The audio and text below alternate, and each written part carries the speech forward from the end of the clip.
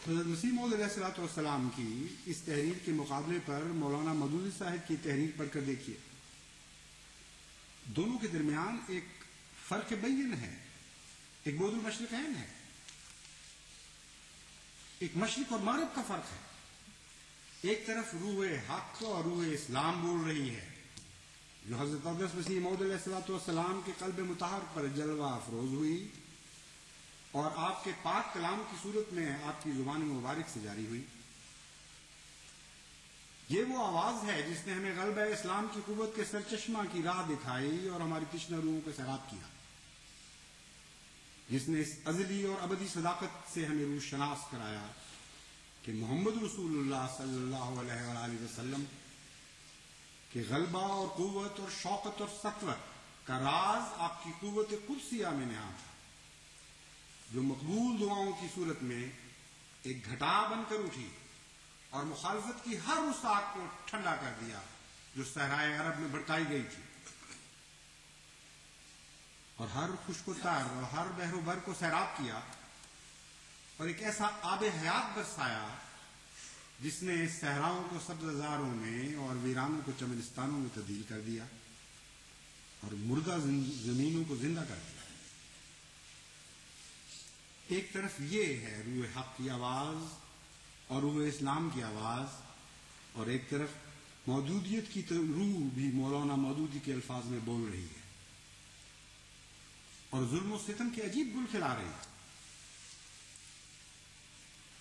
اسلامی تعلیم کے مطالعہ کے بعد یہ ان کی عمر بھر کی عرق ریزی کا نچوڑ ہے جو وہ ان الفاظ میں پیش کرتے ہیں جب واعظ و تلقین کی ناکامی کے بعد، انا للہ و انا الیہ راجعون۔ کیا یہ مزاج شناس نبوت کی آواز ہے جو ہم سن رہے ہیں؟ نہیں، مزاج شناس نبوت نہ کہو، یہ تو معاندین اسلام کے مزاج سے لہو رنگ آواز ہے۔ یہ تو وہی آواز ہے جو غیظ و غضب بن کر میجر آسبان کے خون میں آتش غضب بن کر دوڑا کرتی تھی۔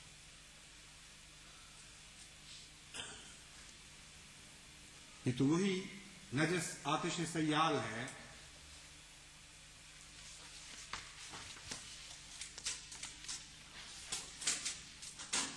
جس نے ہزارہا معاندین اسلام کو حضرت صلی اللہ علیہ وآلہ وسلم کے خلاف آتش حسد میں بریاں رکھا۔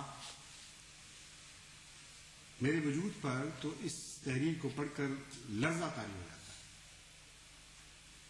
تن بدن میں آگ سے لگ جاتی ہے۔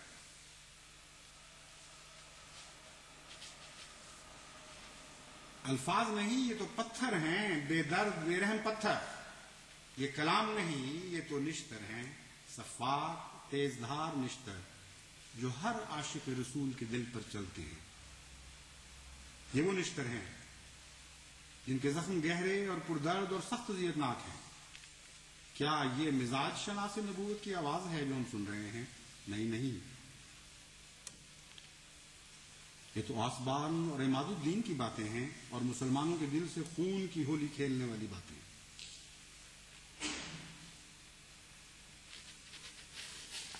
خدا کے لیے اسے روح اسلام نہ کہو، اسے روح محدودیت کہو۔ تف ہے ان پر جو اس آواز کو روح اسلام کہتے ہیں۔ حضرت مسیح موعود علیہ الصلوۃ والسلام کا عارفانہ تصور غلبہ اسلام اور جہاد کے متعلق، کہاں وہ تصور اور کہاں یہ بھیس بدلی ہوئی لاکھ پردوں میں لپٹی ہوئی باتیں جو ان پردوں میں رہ کر بھی اپنے زہر کو چھپا نہیں سکتی۔ ان کا نشتر ان پردوں کو چاک کر کے پھر بھی ہمارے دلوں پر حملہ کر رہا ہے۔ یہ وہ باتیں ہیں جو اس حضرت صلی اللہ علیہ وآلہ وسلم اور اسلام پر سب سے زیادہ بھیانک الزامات ہیں۔ کیسے ہم تسلیم کریں اس جہاد کے تصور کو؟ یہ تو مرنے کے لائق تصور ہے، یہ رد کیے جانے کے لائق تصور ہے۔ ہمارے آقا و مولا حضرت محمد مصطفیٰ صلی اللہ علیہ وسلم کی طرف ایک لحظہ کے لیے بھی اس تصور کو منسوب نہیں کیا جا سکتا۔ کسی صورت میں ہم اس کو ماننے کے لیے تیار نہیں۔ بس ان علماء کے حالات کو دیکھیں تو عجیب دل پر ایک کپ کپی سی طاری ہو جاتی ہے. وقت وقت کی آوازیں بدلتے ہیں، اسلام کے نام اور روح سے غافل، ظالمانہ حملے کرنے والے خدا کے مقدس وجودوں پر، اور کوئی خوف نہیں کھاتے کہ ہم کیا کہہ رہے ہیں اور کیا کر رہے ہیں، ہماری زبان کیا ہے اور ہمارا عمل کیا ہے. جہاں تک اس مضمون کے بقیہ حصہ کا تعلق ہے کہ جب عالم اسلام پر مصیبتوں کے وقت آئے تو کون تھا جو صف اول میں اسلام کی خاطر سینہ سپر ہو گیا اور اسلام کے دکھ اپنی چھاتیوں پر لیے؟ کیا وہ احمدی مسلمان تھے یا یہ علماء جو سادہ لو مسلمانوں کو ہمیشہ بیوقوف بناتے رہے اور آج بھی بنا رہے ہیں؟ اس حصے کا جہاں تک تعلق ہے، کیونکہ وقت بہت زیادہ ہو چکا ہے، میں انشاءاللہ آئندہ خطبے میں اس پر روشنی ڈالوں گا.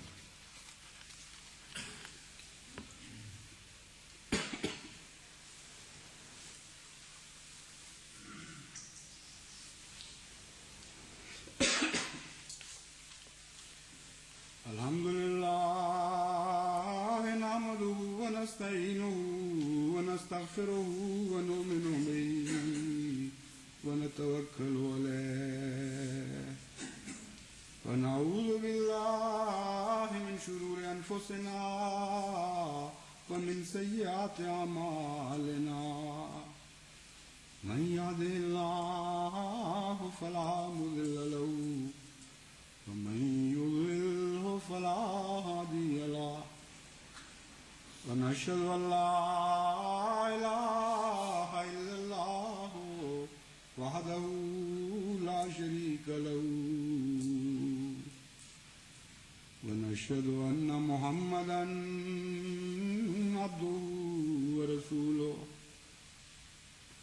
عباد الله رحمكم الله، إن الله يأمر بالعدل والإحسان وإيتاء ذي القربى وينهى عن الفحشاء والمنكر والبغي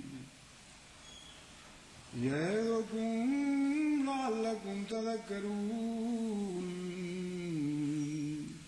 اذكروا الله يذكركم وادعوه يستجب لكم ولذكر الله أكبر.